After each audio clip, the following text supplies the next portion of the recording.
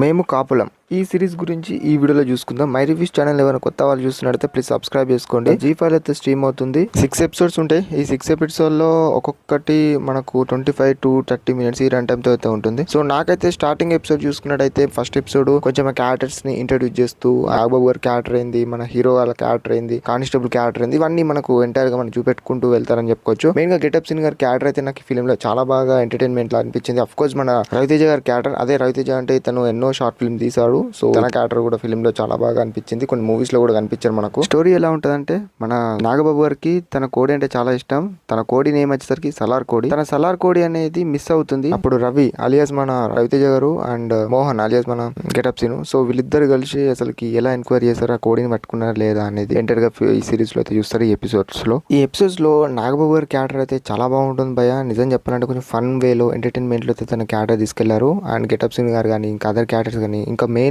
Chowdary character కూడా అంటే ఈ సిరీస్ లో one of the key role అని చెప్పొచ్చు.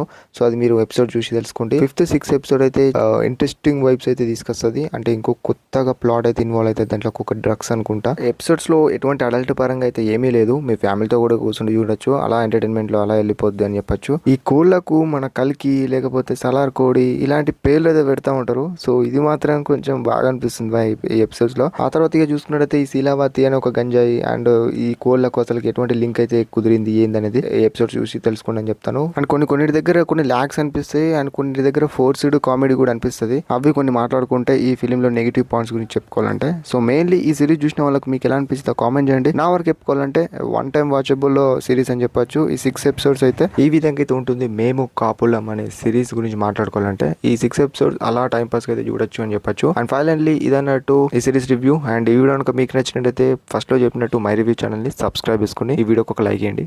Thanks for watching, guys.